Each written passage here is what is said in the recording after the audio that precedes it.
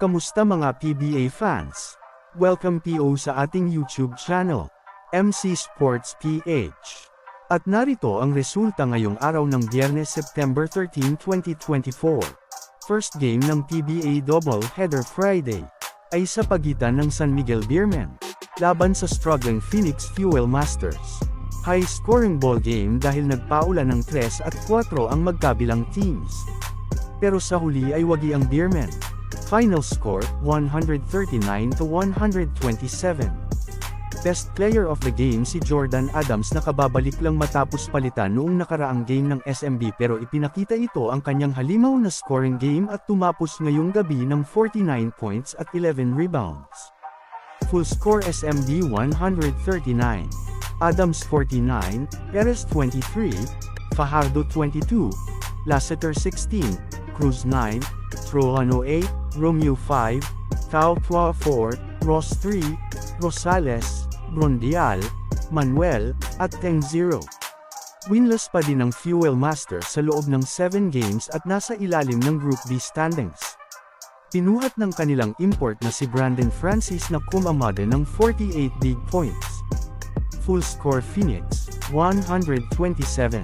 Francis 48, Perkins 18 Soyed 12, Rivero 11, Muyang 9 Tio 8, Salado 6, Hazel 5, Toctin 5, Bolungay 3, Alejandro 2, Ular, Daves, Garcia, Manganti, at Verano walang puntos.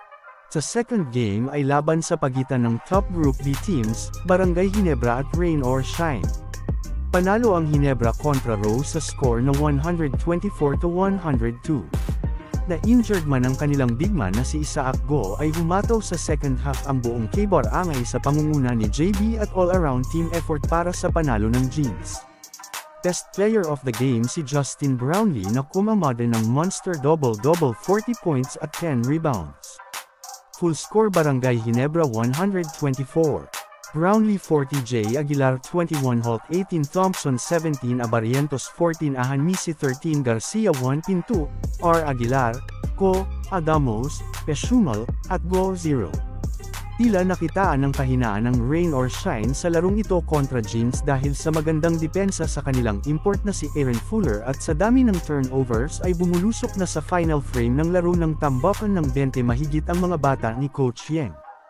Full score Rain or Shine 102, Fuller 28, Clary 16, Lemeti 15, Nocam 12 Caracat 8, Santillan 6, Villegas 6 Chomson 5 Mamuyak 4, Norwood 2, Datu 0.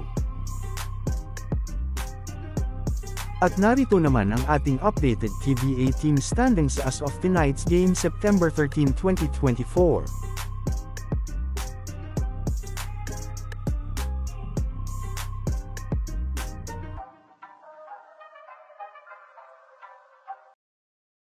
Ito naman ang mga laro bukas para sa PBA Saturday Doubleheader September 14, 2024 sa Ninoy Aquino Stadium.